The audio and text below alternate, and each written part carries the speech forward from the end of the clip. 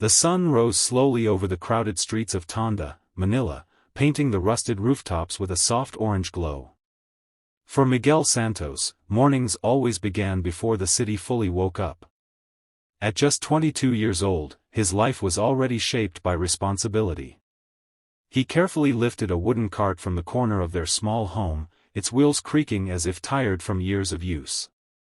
His mother, Aling Rosa, followed behind him, tying plastic bags filled with kwek-kwek, fish balls, and sauce.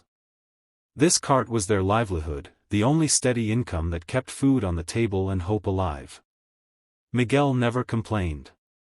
He pushed the cart through narrow alleys, greeting neighbors with a shy smile, his thoughts drifting far beyond the noise of vendors and jeepneys. Music had always been Miguel's quiet refuge. As a child, he would sit on the concrete steps outside their house, listening to old radios play classic OPM songs mixed with church hymns on Sunday mornings. His late father used to hum along, telling him that music could carry pain away, even if only for a moment. After his father passed, Miguel clung to singing as if it were a lifeline. At night, when the streets finally settled and the city's roar softened into distant echoes, he would sing softly inside their cramped room. He kept his voice low, afraid of disturbing the neighbors, yet each note carried years of unspoken dreams. School had to be left behind early so Miguel could help support the family. While others his age chased college degrees or office jobs, he chased passing moments of peace through melody. Sometimes, after a long day of selling, he sang near the jeepney terminal, earning a few pesos from strangers who paused to listen. Many walked past without noticing, but a few stopped, eyes widening, surprised by the depth of emotion in such a simple performance. Those moments fueled him. They whispered to him that his voice mattered, even if the world had not yet noticed. The idea of auditioning for America's Got Talent felt impossible at first. Miguel saw it on a neighbor's television, the bright stage, the powerful judges, and especially Simon Cowell, whose reactions were known even in the Philippines. He laughed at the thought. Someone like him, from Tonda, with no formal training and no money, what chance did he have? But his mother believed differently. One night, as rain drummed heavily on their tin roof, she told him that dreams did not ask where you came from. They only asked if you were brave enough to try. With borrowed money, endless paperwork, and sleepless nights, Miguel prepared himself. Each practice session was filled with doubt and determination. He wasn't just singing for fame, he was singing for his mother's tired hands, for his father's memory, and for every Filipino who dreamed beyond their circumstances. When the day finally came to leave Manila, Miguel stood at the airport holding a small bag and a heart heavy with fear and hope. As the plane lifted into the sky, he closed his eyes and whispered a prayer. He didn't know what awaited him on that stage, but he knew one thing for certain: his voice carried the soul of his city, and he was ready to let the world hear it. The moment Miguel Santos stepped onto the America's Got Talent stage, the weight of the room pressed down on him. The lights were blinding, far brighter than the flickering bulbs back home in Tonda. The audience appeared like a sea of shadows, their murmurs blending into a low, restless hum. Miguel wiped his palms on his worn trousers and took a deep breath. When he introduced himself, his accent carried traces of Manila, and a few polite smiles appeared among the judges. Simon Cowell leaned back in his chair, arms crossed, his expression unreadable. It was the look that had crushed many hopefuls before him. When asked why he was there, Miguel spoke simply. He talked about his mother, about selling street food, about singing late at night when the city finally slept. There was no drama in his words, only honesty. Some in the audience nodded, others listened quietly, unsure of what to expect. Then the music began. The first note changed everything. Miguel's voice rose gently, pure and controlled, carrying an emotion that instantly silenced the theater. It wasn't loud, and it wasn't showy, but it was real. Every word felt lived in, shaped by loss, love, and sacrifice. The song flowed like a confession, each note trembling with sincerity. The audience leaned forward without realizing it.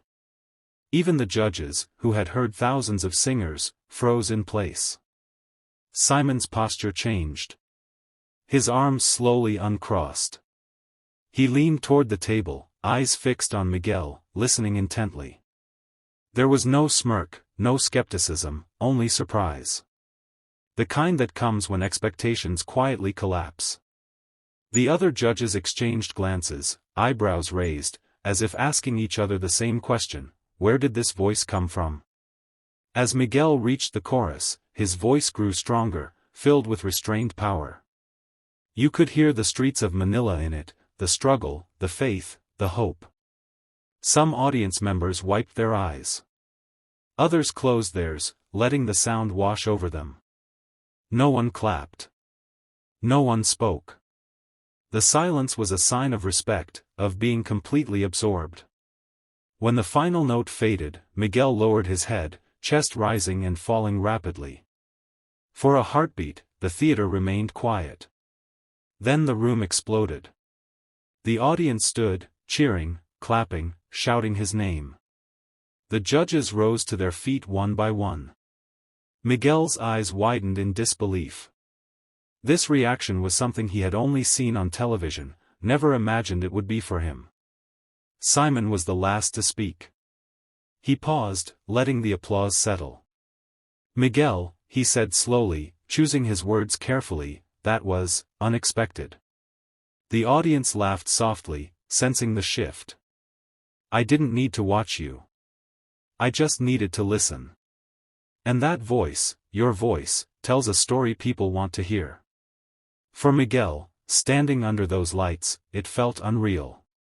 In that moment, the distance between Tonda and the world disappeared. His voice had crossed oceans, and simply by listening, everyone finally understood. Miguel stood still at the center of the stage as the applause slowly faded, his heart pounding louder than the cheers that still echoed in his ears.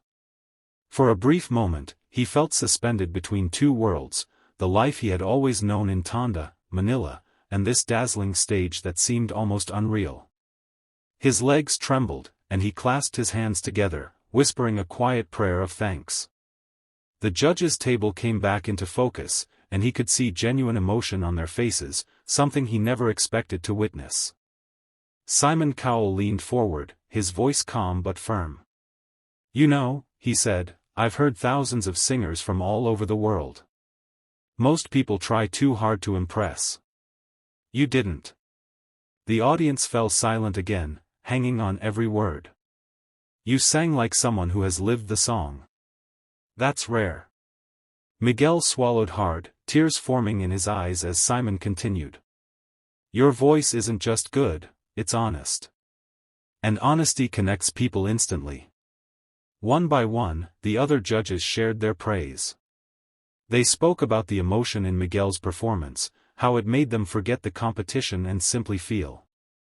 One judge mentioned that his voice carried warmth and humility, the kind that made listeners trust him within seconds. Another said that Miguel reminded them why music mattered in the first place, not for perfection, but for connection. The camera cut to the audience, where Miguel's mother stood with her hands over her mouth, crying openly. She had watched her son struggle for years, never once hearing him complain. Seeing him now, confident and glowing under the lights, felt like a dream she never dared to dream. Miguel noticed her and smiled through his tears, silently thanking her for believing when he couldn't. When it came time to vote, the judges didn't hesitate. Each yes felt like a door opening wider, leading Miguel toward a future he had only imagined in whispers. As the final vote was announced, the crowd erupted once more.